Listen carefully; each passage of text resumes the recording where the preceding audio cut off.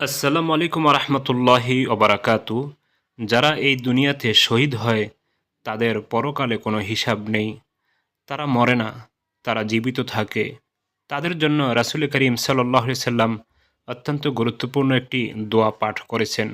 সেটি নিয়ে আজকে আলোচনা করব। সুপ্রিয় দর্শক, সেই দোয়াটি বলার পূর্বে আমি সকলকে অবগতির জন্য বলছি, আমি আমার ইসলামিক লাইভ চ্যানেল আমার চ্যানেল মিলি এবং অন্যান্য চ্যানেলে যত সহি দোয়া দুরূদ জিকির তাসবিহ ও ইস্তেগফারের ভিডিও দিয়েছি সেগুলিকে একত্রিত করে একটি বই লিখেছি। বইটির নাম দিয়েছি কোরআন ও সহিহ হাদিসের ভিত্তিতে নববী দোয়া। বইটিতে রয়েছে প্রায় ৭০০টি দোয়া দুরূদ জিকির তাসবিহ ইস্তেগফার।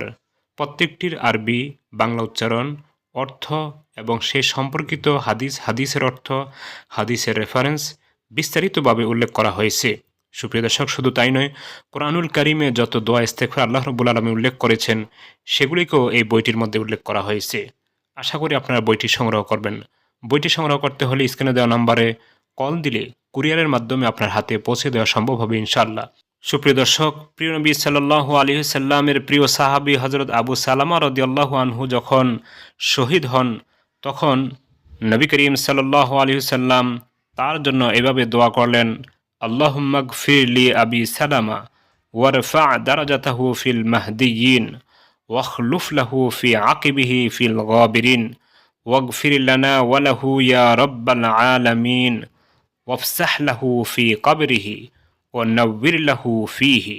সুপ্রিয় দর্শক, যখনই শুনবেন কোনো ব্যক্তি শহীদ হয়েছে তার জন্য এ দোয়াটি একবার হলেও পাঠ করবেন। এছাড়াও অন্য সাধারণ ব্যক্তি যদি মৃত্যুবরণ করে সাধারণভাবে, তার জন্য এ দোয়াটি পাঠ করতে পারেন।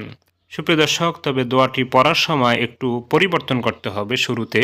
সেটা হলো, যখন আপনি আল্লাহুম্মা গফিরলি বলবেন তখন আবি সালামা না বলে সেখানে কাঙ্ক্ষিত যে ব্যক্তির জন্য আপনি দোয়া করতেছেন, যে শহীদের জন্য অথবা যে মৃত ব্যক্তির জন্য দোয়া করতেছেন, সে ব্যক্তির নাম বলবেন। যেমন আল্লাহুম্মা গফিরলি আবি সালামা না বলে আপনি বলবেন আল্লাহুম্মা গফিরলি আবি রফিক অথবা আল্লাহুম্মা গফিরলি আবি সাইদ।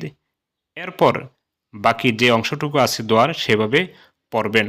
আল্লাহ তাআলা সকলকে এই গুরুত্বপূর্ণ দোয়াটির উপর আমল করার তৌফিক দান করুন। আমিন। আসসালামু আলাইকুম।